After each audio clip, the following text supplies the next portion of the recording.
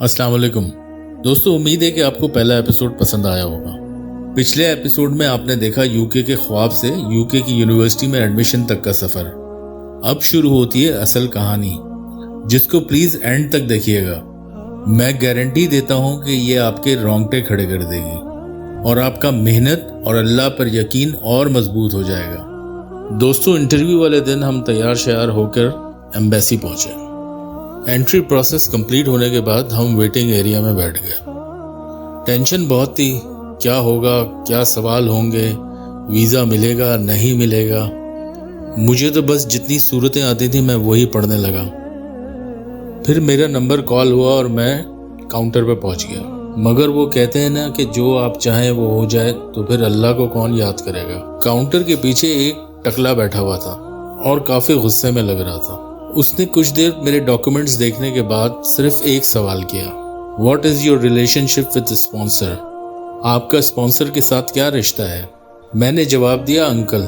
बस जी, शायद अंकल उसकी चिढ़ थी। उसने मेरी शक्ल को गौर से देखा और एक पॉज के बाद आई एम नॉट सेटिस्फाइड कहते हुए एक मोहर उठाई और मेरे पासपोर्ट पे मारी, ठक, और मेरा पासपोर्ट मुझे वापस कर दिया। मैं हैरान परेशान उसको देखता रहा। पहले तो मुझे कुछ समझ नहीं आया। हालात बदल गए, जज्बात बदल गए, चक्कर से आने लगे। दोस्तों, ख्वाब टूटने का एहसास मुझे पहली दफ़ा शिद्दत से हुआ था, जिसको मैं लफ्ज़ों में बयान नहीं कर सकता। मैं अपना पासपोर्ट लेके लड़खड़ाते कदमों के साथ वापस हो गया और तकरीबन रोने की हालत में बाहर आके एक बेंच पे बैठ गया। मैं अपना सर पैरों में दे के बैठा हुआ था कि अचानक मुझे आवाज़ आई। मेरा दोस्त चीखता हुआ आ रहा था कि ओए, मिल गया वीज़ा मुझे, मिल गया वीज़ा मुझे। ये सुनकर के दोस्त को वीज़ा लग गया है, मुझे तो खुदकुशी करने को दिल चाहने लगा। दोस्तों, मुझे आज भी याद है कि मैं वहाँ बैठ के खूब रोया। वो दिन मैं कभी नहीं भूल सकता। दोस्तों, वक्त गुजरता गया। मेरा वो दोस्त लंदन चला गया। कभी कभार मेरी उससे फ़ोन पे बात होती रहती थी। वो बताता कि कितने मुश्किल हालात में ज़िंदगी गुजर रही है, बस काम काम काम और कुछ नहीं। मैंने भी एक इदारे में जॉब शुरू कर दी। मैं जिस इदारे में जॉब कर रहा था, उनके यूके की एम्बेसी के साथ अच्छे ताल्लुकात थे। अब मैंने यूके के ख्वाब देखना छोड़ दिए थे और दिन रात दिल लगा के काम करने लगा। एक रोज़ मेरे बॉस ने मुझे बताया कि यूके का कोई डेलीगेशन आ रहा है और आपने उसको प्रेजेंटेशन देनी है। ये एक तरह से मेरी मेहनत का सिला था, क्योंकि आम तौर पर ऐसी प्रेजेंटेशन सीनियर लोग दिया करते हैं। प्रेजेंटेशन के दौरान मेरी मुलाकात यूके एम्बेसी के कुछ सीनियर लोगों से हुई। बातों बातों में ही उस आदमी ने मुझसे पूछा कि क्या तुम कभी लंदन गए हो? मैंने उसको हंसते हुए जवाब दिया कि आप गरीबों को कहाँ वीज़ा देते हैं। वो इस बात पर हंसने लगा और कहा कि कल पासपोर्ट भेज देना। मेरा एक्सप्रेशन देख के उसने कहा, हाँ आई एम सीरियस, कल पासपोर्ट भेज देना। मैं सोचने लगा कि मैंने तो पासपोर्ट उसी दिन फाड़ दिया था जिस दिन मेरा वीज़ा रिजेक्ट हुआ था। फिर मैंने उससे कहा कि मेरा तो पासपोर्ट ही नहीं है। उसने एक नज़र हैरत से मेरी तरफ देखा और कहा कि बनवा लो। दोस्तों, मैंने अब एक्सपेक्टेशंस रखना छोड़ दी थी, क्योंकि जब आपकी एक्सपेक्टेशंस टूटती हैं तो आप भी टूट जाते हैं। और आप भी याद रखें कि किसी से कोई एक्सपेक्टेशन मत रखा करें। जब आप एक्सपेक्टेशन रखना छोड़ देंगे तो आप मुकद्दर के बादशाह हो जाएंगे। फिर दोस्तों, पता नहीं क्यों ना चाहते हुए भी मैंने पासपोर्ट बनवा लिया। पासपोर्ट बनवाने के बाद मैंने उसे एप्लीकेशन कंप्लीट करके कोरियर कर दिया उसी शख्स को एम्बेसी में। दोस्तों, आप यकीन करें या ना करें, 2 या 3 दिन के बाद मुझे एक एनवलप रिसीव हुआ और जब डरते डरते मैंने एनवलप खोला और पासपोर्ट निकाला, मैं हैरान हो गया और शॉकिंगली पासपोर्ट को देखने लगा, जिसके ऊपर मल्टीपल वीज़ा लगा हुआ था यूके का। मुझे अपनी आंखों पर यकीन नहीं आ रहा था। फिर मैं आसमान की तरफ देखकर सोचने लगा कि वाह मेरे मौला, आपके फैसले भी आप ही समझते हैं। जब मैं यूके के लिए दीवाना था तो आपने मुझे रिजेक्ट करवा दिया। अब मुझे यूके जाने का कोई दिल नहीं है तो आपने वीज़ा लगवा दिया। तो बात यहाँ ख़त्म नहीं होती है। जब मैंने उस शख्स को कॉल की थैंक यू करने के लिए, तो वो खूब हंसा और कहने लगा कि ये पासपोर्ट कल फ्रांस एम्बेसी में भेज देना, उनकी एप्लीकेशन कंप्लीट करके, और फला बंदे से मिलना, वो तुम्हें शेंजन वीज़ा भी लगा देगा। दोस्तों, शेंजन का मतलब है 27 कंट्रीज़। इसे कहते हैं अल्लाह मेहरबान तो बंदा पहलवान। اس کے بعد میرے شینجن کے اور سوئٹزرلینڈ کے بھی ویزے لگ گئے۔ اس کے بعد تو جیسے معجزے ہونا شروع ہو گئے۔ مجھے 1 ہفتے کے بعد ایک اینولپ اور ملا۔ اس اینولپ میں کاسموس کا ٹور، جس میں 12 کنٹریز کی boarding, lodging, hotel booking, every thing تھی، اور پورا ٹور پلان تھا۔ کیا آپ بلیو کر سکتے ہیں یہ سب کچھ؟ بالکل نہیں، ہے نا انبیلیویبل۔ اس کے بعد میں نے پھر اس کو فون کیا اور حیرانی سے پوچھا کہ یار یہ سب کیا ہے؟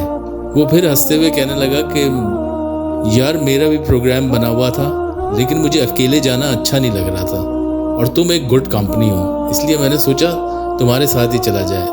اور تم نے اتنی محنت سے پریزنٹیشن دی، اور وہ پریزنٹیشن اتنی اچھی لگی سب کو کہ ہماری طرف سے یہ گفٹ سمجھو۔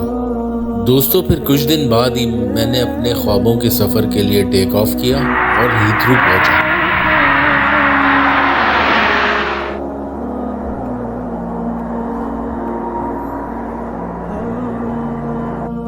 ہیتھرو ایئرپورٹ سے نکلتے ہی سب سے پہلے میں نے اپنے اس دوست کو کال کی۔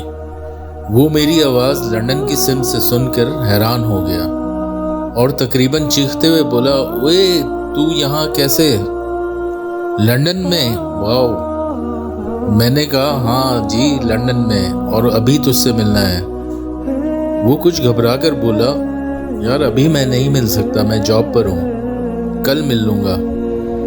میں نے کہا چلو ٹھیک ہے، ابھی میں ہوٹل جا رہا ہوں تو پھر کل ملتے ہیں، اور یوں ٹائم سیٹ کر لیا۔ میں نے اس سے ایڈریس مانگا تو وہ کچھ پریشان ہو کے بولا کہ نہیں میں آ جاؤں گا، تمہیں پرابلم ہوگی۔ میں نے اس سے کہا یار نہیں ہوگی، میرے پاس کار ہے۔ اس نے کہا واو، کیا کوئی لاٹری لگ گئی ہے؟ میں نے کہا ہاں بس ایسا ہی سمجھو۔ پھر اس نے ایڈریس بتایا اور میں نے فون رکھ دیا اور اپنے ہوٹل کے لیے روانہ ہو گیا۔ دوسرے دن صبح جب میں نے ڈرائیور کو بلایا اور اسے ایڈریس دکھایا تو اس نے کہا یہ کوئی انڈسٹریل ایریا ہے اور 1-1.5 گھنٹے کے فاصلے پر ہے۔ اس کے بعد ہم اس فیکٹری ایریا کی طرف چل پڑے۔ کوئی 1-1.5 گھنٹے کی ڈرائیو کے بعد ہم اس انڈسٹریل ایریا میں پہنچ گئے۔ یہاں بہت ساری میٹ پروسیسنگ فیکٹریز نظر آ رہی تھیں۔ میں نے وہاں سے اپنے دوست کو فون کیا اور کہا کہ ہم آ گئے ہیں۔ اس نے رپلائی کیا ویٹ کرو میں ابھی آتا ہوں۔ اور دوستو جب وہ باہر آیا تو میری حیرت کی انتہا نہیں رہی، میں تقریباً شاک ہو گیا۔ وہ میرا دوست بہت ہی کمزور ہو گیا تھا اور اپنی عمر سے کوئی 10 سال بڑا لگ رہا تھا۔ میں اس سے گلے لگ گیا اور کہا اوئے یہ کیا حالت بنا لی ہے تم نے؟ پھر اس نے ایک ڈپریس سی شکل بنا کے مجھے کہا یار یہاں لائف بہت ڈیفیکلٹ ہے، بہت مشکل ہے، تجھے دیکھ کر خوشی ہو رہی ہے، لگتا ہے آنٹی کی دعائیں کام کر گئیں۔ یار اچھا ہی ہوا تجھے ویزا نہیں ملا، ورنہ تجھے بھی کسی میٹ فیکٹری میں کام کرنا پڑتا اور آج بکرے لٹکانے پڑتے۔ وہ پھر بولا کہ ہمیں تو یہاں فاقے بھی کرنے پڑتے ہیں، 2 یا 3 گھنٹے کی نیند ہوتی ہے، بہت مشکل حالات ہیں اور اس پہ بھی گزارا نہیں ہوتا۔ آپ کالج کی فیس دے دو یا کھانا کھا لو، بس دور کے ڈھول سہانے ہیں۔ دوستو آپ یقین جانیں اس کی سٹوری سن کے میرے آنکھوں سے آنسو نکلنے لگے۔ پھر جب میں اس سے مل کر وہاں سے روانہ ہوا تو یہ میرے کانوں میں گونجنے لگا، اے ابن آدم، ایک تیری چاہت ہے اور ایک میری چاہت ہے، پر ہوگا وہی جو میری چاہت ہے۔